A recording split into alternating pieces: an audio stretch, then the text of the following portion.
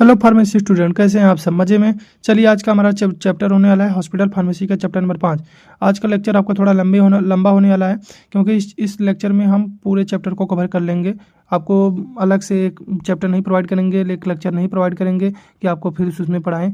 हम कोशिश करेंगे इसी लेक्चर में पूरा कंप्लीट कर लें। आपका चैप्टर होने वाला है ड्रग डिस्ट्रीब्यूशन, चैप्टर नंबर 5। पिछली क्लास में हमने चैप्टर 3 एंड चैप्टर 4 को एक ही लेक्चर में समझ लिया था, एक ही लेक्चर में कंप्लीट कर लिया था।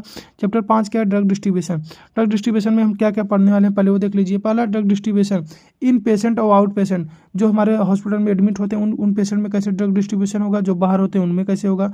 डिफिनीशन क्या होगा, एडवांटेज डिसएडवांटेज क्या होगा। प्रिस्क्रिप्शन ऑर्डर मेथड क्या होते हैं, इसके बारे में पढ़ेंगे। फ्लोर स्टॉक मेथड क्या होते हैं, इसके बारे में पढ़ेंगे। Unit dose drug distribution method क्या होता है, इसके बारे में देखेंगे। ड्रग बास्केट मेथड क्या होता है, इसके बारे में देखेंगे। अगला जो है अपना distribution of drug to ICU in और आईसीयू, एनआईसीयू, इमरजेंसी वार्ड, इनमें ड्रग का डिस्ट्रीब्यूशन कैसे होगा, इसको देखेंगे। Automated drug dispensing system and device का distribution of narcotics and psychotropic substance and their storage, इनके बारे में देखेंगे। तो बिना किसी देरी के हम फटाफट अपने पहले चैप्टर की तरफ चलते हैं, क्योंकि हमारे पास भी टाइम कम है। कोशिश करेंगे वीडियो बहुत लंबा ना हो और जल्दी जल्दी चैप्टर हमारा कंप्लीट भी हो जाए। ठीक, देखिए ड्रग डिस्ट्रीब्यूशन क्या होता है। ड्रग डिस्ट्रीब्यूशन का मतलब फार्मेसी से ड्रग पेशेंट या वार्ड या क्लिनिक या अदर हेल्थ केयर यूनिट तक पहुंचना ही कहलाता है ड्रग डिस्ट्रीब्यूशन। यानी हमारे फार्मेसी से दवा पेशेंट तक पहुंच जाए, उसी को बोलते हैं ड्रग डिस्ट्रीब्यूशन। ठीक, इसका उद्देश्य सही दवा को सही मात्रा सही समय पर सब पेशेंट तक पहुँचाना होता है।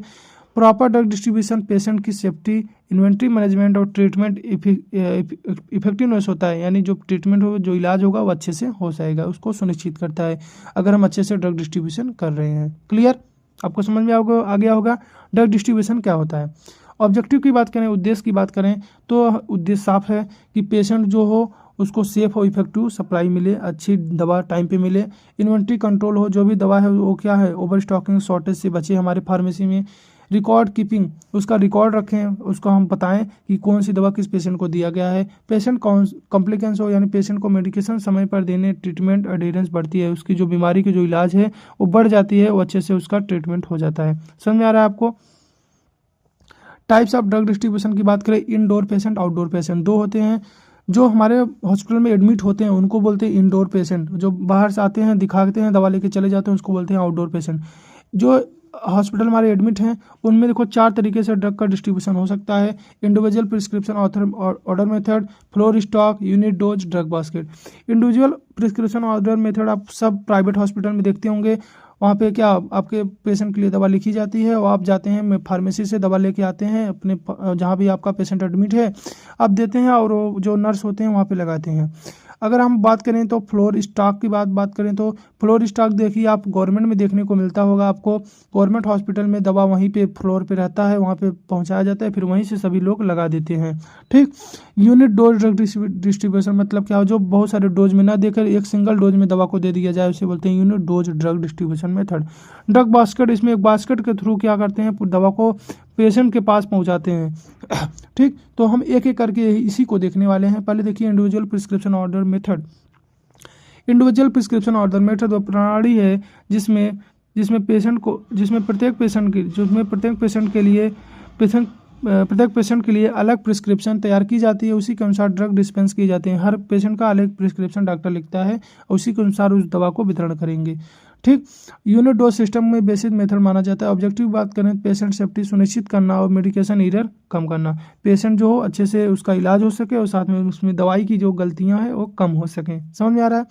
एडवांटेज की बात करें, पेशेंट स्पेसिफिक होता है, हर पेशेंट के लिए अलग अलग होगा, उसका डोज फार्मूलेशन हर पेशेंट के लिए अलग अलग होगा और इसमें एरर होने का चांस कम हो जाता है। मेडिकेशन एरर कम हो जाता है, यानी ड्रग इंडिविजुअल बेसिस पर डिस्पेंस करता है, एरर संभावना घट जाती है। यानी एक पर्सन को डिस्ट्रीब्यूट कर रहा है तो इसमें संभावना हो जाती है कि जो उसमें मेडिसिन की गलतियाँ हैं वो कम हो जाएँ। बेटर रिकॉर्ड कीपिंग, अच्छे से आप रिकॉर्ड रख सकते हैं हर पेशेंट का। हाँ, अच्छे से रिकॉर्ड रख सकते हैं किस पेशेंट को कौन सी दवा चल रही है। इन्वेंट्री कंट्रोल में मदद करता है, यानी ड्रग यूजेज एग्जैक्टली ट्रेस किया जा सकता है। यानी इस पेशेंट को कौन सी दवा लगा आपको पता है और वो उसको कैसे उस पर कैसे काम कर रहा है, इस को भी आप ट्रेस कर सकते हैं, आपको को पता कर सकते हैं। डिसएडवांटेज की बात करें तो हम सब जानते हैं अगर ऐसा करेंगे तो क्या पड़ेगा, महंगा पड़ेगा, टाइम कंज्यूमिंग पड़ेगा, कॉस्टली पड़ेगा, महंगा पड़ेगा और टाइम भी लगेगा, क्योंकि हर एक पेशेंट को अलग अलग आपको देना है तो उसमें टाइम भी लगेगा। लेबर इंटेंसिव, मजदूरी अधिक लग जाएगी, फार्मासिस्ट स्टाफ पर वर्कलोड बढ़ जाएगा। अब हर फार्मासिस्ट अलग अलग को दवा दे रहा है तो उसके पास काम भी बढ़ गया है। ठीक, समझ आ रहा है। ये था अपना क्या था, ये अपना था इंडिविजुअल प्रिस्क्रिप्शन ऑर्डर मेथड। आगे है floor stock method. Floor stock, इसमें देखो फ्लोर पे मैनेज करें, यानी फार्मासिस्ट क्या करेगा, फ्लोर पे दवा पहुंचा देगा, फिर वहीं से जो नर्स हैं, जो भी स्टाफ हैं, वहीं से उस दवा को उस पेशेंट के अकॉर्डिंग लगा देंगे। देखिए फ्लोर स्टॉक मेथड वह प्रणाली है जिसमें कॉमनली यूज ड्रग या सप्लाई या bulk stock hospital ward unit में रखा जाता है। नर्स या वार्ड डायरेक्टली स्टॉक से दवा को डिस्पेंस करते हैं, अपने उसी जो भी फ्लोर पे जो भी स्टॉक रखा हुआ है वहीं से दवा को डिस्पेंस कर देते हैं। ऑब्जेक्टिव क्या है, फास्ट, यानी जल्दी दवा डिस्पेंस हो जाएगी, पेशेंट का ट्रीटमेंट में डिले कम हो जाएगा, पेशेंट को अब इलाज में क्या हो जाएगी, जो टाइम लगेगी वो कम लगेगी। क्यों, क्योंकि अब आप दवा लिखते थे, जाता था, लेके आता था, तब आप लगाते थे। ऐसे क्या आपके पास दवा रहेगी तो आप फट से दवा को ट्रीटमेंट कर सकते हैं, फर्स्ट दवा दे सकते हैं। क्लियर। एडवांटेज की बात करें, लाभ की बात करें, क्विक अवेलेबिलिटी, जल्दी से अवेलेबल हो जाता है, आपके पास ही दवा है, आप फट से लगा देंगे, आपके वार्ड पे ही दवा है। कन्वीनियंट टू नर्स, नर्स के लिए आसान हो जाता है, प्रिस्क्रिप्शन के अनुसार डायरेक्टली दवा ड्रग को ले सकते हैं, जैसा प्रिस्क्रिप्शन लिखा है वैसे दवा ले लीजिए। कभी कभी ऐसा होता है आप प्रिस्क्रिप्शन कुछ लिखा था, आप फार्मासिस्ट ने कोई दूसरी दवा दे दी है, नर्स देखा अरे ये तो दूसरी दवा है, जाइए इसको बदल के दूसरा लाइए। ठीक, तो ऐसा उसमें देखने को मिल सकता है, लेकिन इसमें ऐसा नहीं देखने को, क्योंकि इसमें नर्स ऑलरेडी देख के दवा लगा देगी। रिड्यूस फार्मासिस्ट वर्कलोड, फार्मासिस्ट पर वर्कलोड कम हो जाएगा, फार्मेसी में बार बार ड्रग की रिक्वेस्ट नहीं करनी पड़ेगी। ठीक। डिसएडवांटेज की बात करेंगे तो रिस्क ऑफ एरर, गलतियां ज़्यादा हो सकती हैं, मान लीजिए फार्मासिस्ट ने गलत दवा दिया, नर्स स्टाफ ने देख लिया, अगर नर्स स्टाफ ने गलत दवा लगा दी है तो बताओ कौन देखेगा, इसमें नहीं देख पाएंगे कोई, तो इसके लिए करें इसमें गलतियां का खतरा हो सकता है, यानी गलत डोज या गलत पेशेंट को लग सकती है। डिफिकल्ट इन्वेंट्री कंट्रोल में दिक्कत हो सकती है, क्योंकि इनके पास कोई रिकॉर्ड करने की कोई समस्या है नहीं, कोई कितनी दवा क्वांटिटी दे रहे हैं, कोई पर्चा तो नहीं है इनके पास। ठीक, तो इन्वेंट्री कंट्रोल में भी दिक्कत हो सकती है। चले, रिस्क ऑफ वेस्टेज एक्सपायरी, इसमें क्या हो सकता है, एक्सपायरी का दिक्कत हो सकता है और ख़राब होने की दवा की दिक्कत हो सकती है। ठीक। Unit dose drug distribution method, अब पढ़ेंगे यूनिट डोज। यूनिट डोज क्या होता है, यूनिट डोज वो प्रणाली है जिसमें प्रत्येक पेशेंट के लिए मेडिसिन सिंगल यूनिट या सिंगल डोज में पैक करके डिस्पेंस किया जाए। मान लीजिए आपके कोई पेशेंट है, उनको क्या किए, एक पैक में दवा बना दिए, ये भैया जितना दवा है सब आपके पेशेंट का है, तो ये उसको बोलते हैं यूनिट डोज। एक पैक में आपको दवा जितनी भी दवा था उसको एक पैक में करके दे दिए। ऑब्जेक्टिव मेडिकेशन एरर कम करना और पेशेंट की सेफ्टी बढ़ाना, मेडिकेशन जो एरर हो कम हो जाए और पेशेंट क्या हो, सेफ रहे। ठीक। यह हॉस्पिटल फार्मेसी में मॉडर्न डिस्पेंसिंग मेथड माना जा रहा है, या माना जाता है कि जितनी भी दवा चाहिए उसको एक पैक करके उसको दे दीजिए, जैसे आप जानते हो, देखो थैले में पॉलीथीन में दे देते हैं ना, वही चीज़ें हैं। ठीक। देखिए आगे types of unit dose dispensing system. पहला सेंट्रलाइज यूनिट डोज में क्या, CUDD में सभी unit dose medicine central pharmacy में प्रिपेयर डिस्पेंस की जाती हैं, फिर वार्ड या हॉस्पिटल में भेजी जाती हैं। या हाई कंट्रोल मेडिकेशन एरर को और बेहतर डॉक्यूमेंटेशन सुनिश्चित करता है, लेकिन टाइम कंज्यूमिंग और हाई कॉस्ट हो सकता है, यानी इसमें भी पैसा और टाइम लग सकता है। डिसेंट्रलाइज क्या होंगे, यानी डिसेंट्रलाइज यूनिट डोज डिस्पेंसिंग में यूनिट डोज मेडिसिन वार्ड या डिपार्टमेंट में डायरेक्टली प्रिपेयर डिस्पेंस की जाती है, इसमें फास्ट अवेलेबिलिटी कन्वीनियंट डिस्पेंसिंग होता है, लेकिन कंट्रोल कम और डॉक्यूमेंटेशन चैलेंजिंग होती है, यानी आपको डॉक्यूमेंट प्रिपेयर करने में समस्या देखने को मिल सकती है। ठीक। एडवांटेज की बात करें, क्या क्या एडवांटेज हो सकता है, लाभ क्या क्या हो सकता है। पहला पेशेंट की सेफ्टी, यानी पेशेंट क्या हो जाएगी, इससे सेफ रहेगा, आज यानी पेशेंट को अच्छे से करेक्ट डोज करेक्ट टाइम पे मिलता रहेगा, करेक्ट डोज उसको इस पेशेंट को मिलता रहेगा। ठीक। उसके बाद मेडिकेशन एरर कम करना, जो भी मेडिकेशन दिक्कतें हों, जो भी दवा से रिलेटेड समस्याएं, रंग डोज टाइमिंग, ये सब कम हो जाएगी। बेटर इन्वेंट्री कंट्रोल हो सकता है, उसको अच्छे से मैनेज किया जा सकता है। इम्प्रूव रिकॉर्ड कीपिंग, रिकॉर्ड को अच्छे से बना के रखा जा सकता है। ठीक। कॉस्ट इफेक्टिव वेस्टेज, जो वेस्टेज है यानी एक्सपायर्ड अनयूज ड्रग हैं उसकी संभावना कम हो जाती है। ठीक, इसमें क्या हो जाएगी, संभावना कम हो जाएगी। डिसएडवांटेज की बात करें तो इसमें टाइम लग सकता है और लेबर इंटेंस और मजदूरी अधिक लग सकेगा, क्योंकि इसमें स्टाफ चाहिए आपको। क्लियर, यानी स्टाफ पे वर्कलोड बढ़ जाएगा और इसमें क्या हो जाएगी, पैसा भी ज़्यादा लगेगा। क्लियर। आगे है drug basket method. Drug basket method क्या है ये समझ लीजिए। ड्रग बास्केट मेथड वह प्रणाली है जिसमें हॉस्पिटल वार्ड या नर्सिंग यूनिट के लिए commonly use drug standard set यानी बास्केट की तरह, टोकरी की तरह तैयार किया जाता है। यह unit dose floor stock system में इम्प्लीमेंट किया जा सकता है। ऑब्जेक्टिव अवेलेबिलिटी सुनिश्चित करना यानी दवा क्या हो, अवेलेबल हो और साथ में यानी दवा जो हो उपलब्ध हो। उसके बाद डिस्पेंसिंग प्रोसेस को सिंप्लीफाई करना यानी डिस्पेंसिंग प्रोसेस आसान हो सके। प्रोसीजर की बात करें तो सिलेक्शन ऑफ ड्रग, जिस वार्ड में जो भी दवा चाहिए उसका सिलेक्शन करना है, हॉस्पिटल वार्ड की तरफ से उसको सिलेक्ट करना है यानी उसमें इस वार्ड में कौन सी दवा की ज़रूरत होती है, उसको एक बास्केट की तरह उसको तैयार करना है। सिलेक्टेड ड्रग को स्टैंडर्ड क्वालिटी में पैक या बॉक्स में रखा जाएगा और डिस्ट्रीब्यूट कर दिया जाएगा उस वार्ड में। और रिप्लेसमेंट, और जब भी ज़रूरत पड़ेगी यानी जब उसको घटेगा तो वहाँ पे एक लोग जाएंगे बास्केट को फिर से फिल कर देंगे जो जो दवा वहाँ पे बास्केट में रहेगा। ठीक। एडवांटेज की बात करें तो फास्ट एक्सेस यानी इसको जल्दी, commonly use drug immediately available होते हैं यानी इसमें तुरंत उपलब्ध हो जाते हैं। सिंप्लीफाइड डिस्पेंसिंग, वार्ड को हर बार इंडिविजुअल ऑर्डर बनाने की ज़रूरत नहीं होगी। एक वार्ड में इसी कैटेगरी की पेशेंट की दवा चलेगी, वहीं पे क्या होगा उसको एक बार बनाएंगे, बाकी बार बार उसको बस फिल करते रहेंगे। रिड्यूस एरर, गलती होने के चांस कम हो सकता है। स्टैंडर्ड सेट होने से रॉन्ग ड्रग या डोज एरर कम होते हैं।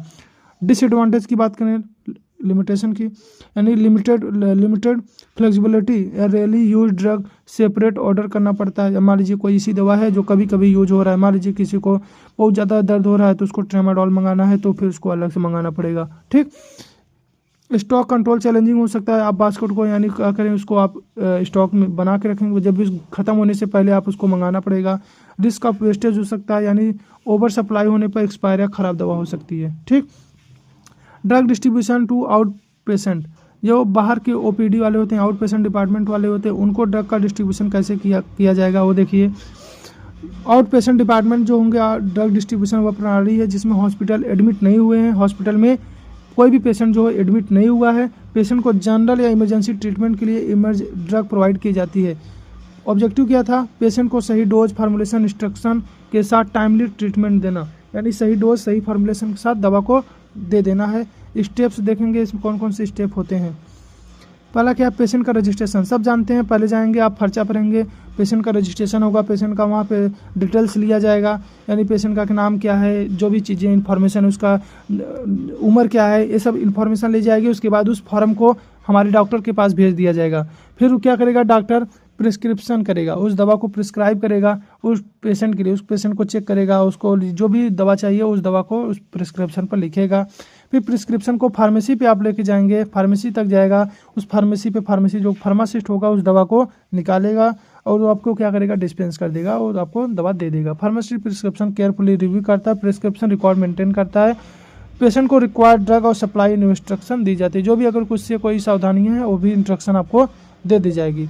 ठीक। आगे है डिस्ट्रीब्यूशन ऑफ ड्रग आईसीयू या आईसीयू एनआईसीयू इमरजेंसी वार्ड, एक एक करके पढ़ेंगे।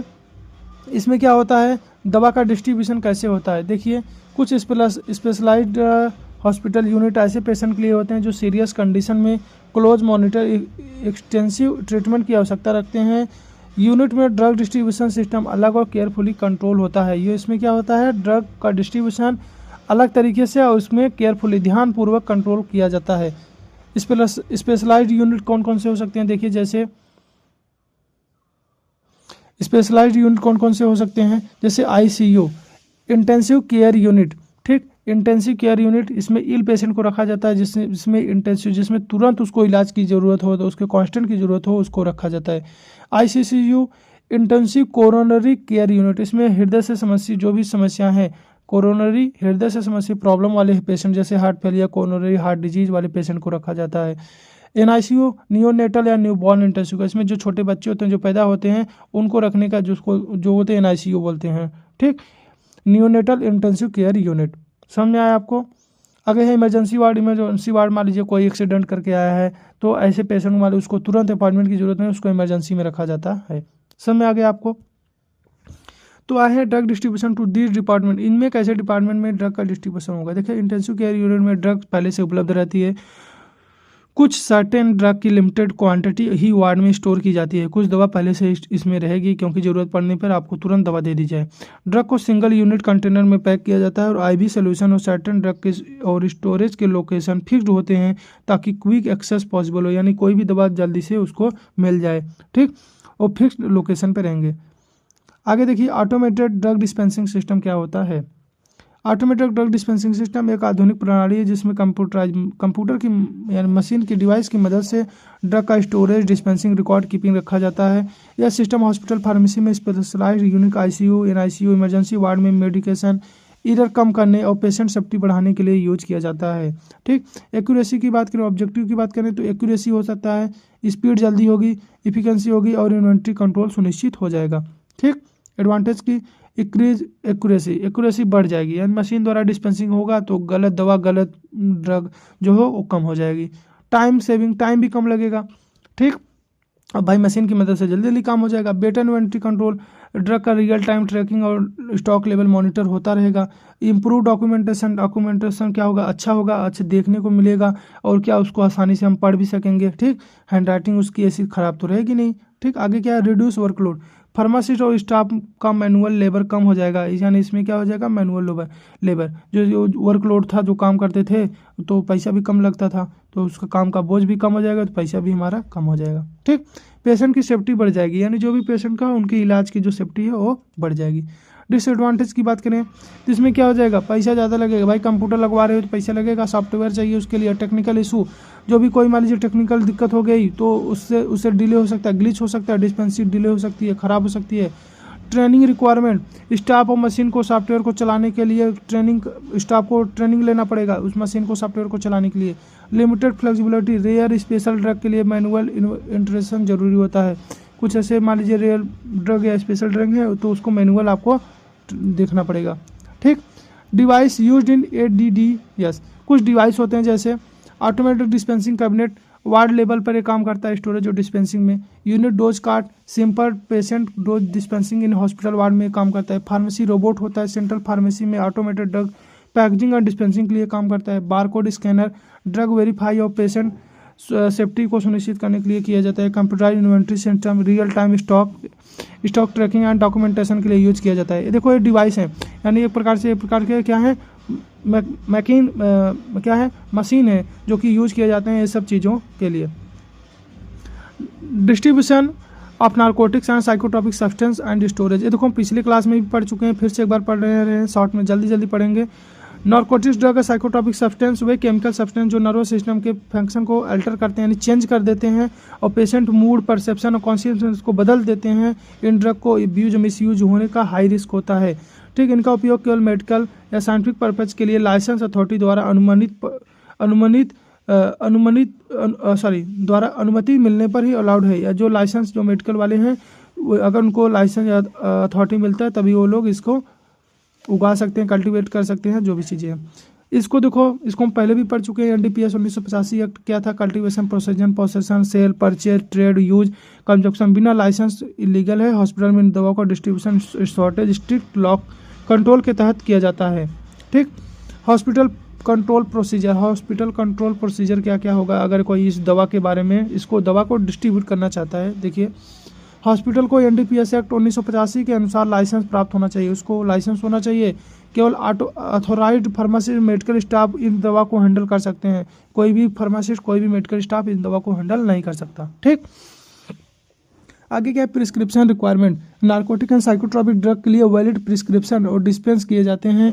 प्रिस्क्रिप्शन में drug name, strength, quantity, patient name, physician signature होना चाहिए।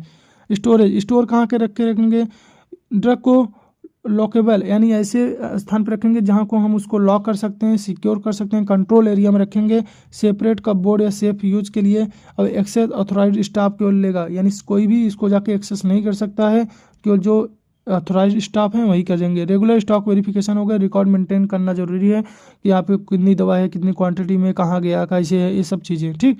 रिकॉर्ड कीपिंग, प्रत्येक ट्रांजैक्शन डिटेल रिकॉर्ड मेंटेन किया जाएगा। रिकॉर्ड में date, patient name, prescription details, issue, quantity, balance, stock सब शामिल होगा। या ऑडिट ऑफ कॉम्प्लिकेशन के लिए मैंडेटरी है, ठीक। आगे डिस्ट्रीब्यूशन वितरण कैसे होगा, लिमिटेड क्वांटिटी में ही वार्ड में यूनिट में भेजी जाती है, यूनिट ड्रग डोज या स्पेसिफिक कंटेनर में सप्लाई किया जाएगा, डिस्ट्रीब्यूशन अथॉराइज फार्मासिस्ट द्वारा क्लोजली मॉनिटर्ड होती हैं। ठीक, डिस्पोजल की बात करें, एक्सपायरी अनयूज नार्कोटिक ड्रग को एनडीपीएस गाइडलाइन के अनुसार डिस्ट्रॉय किया जाता है। ड्रग डिस्पोजल का रिकॉर्ड मेंटेन करना मैंडेटरी है, इसको भी आपको मेंटेन करना जरूरी है। ठीक, तुम्हारा चैप्टर खत्म हो गया, बहुत छोटा सा चैप्टर था, बहुत बड़ा चैप्टर नहीं था। हाँ, थोड़ा टाइम लगा होगा। आप इसको अच्छे से पढ़िए, अच्छे से समझिए, एक बार, दो बार, तीन बार इसको अच्छे से आप पढ़ लीजिए। बहुत इंपॉर्टेंट चैप्टर है और आपके एग्जाम में एग्जाम में इससे 1-2 क्वेश्चन जरूर आता है हर साल। तो आप तब तक पढ़िए और तब तक आप चैनल को अगर सब्सक्राइब नहीं किए, शेयर नहीं किए हैं तो आप सब्सक्राइब शेयर कर दीजिएगा और तब तक लिए पढ़ते रहिए। Bye bye.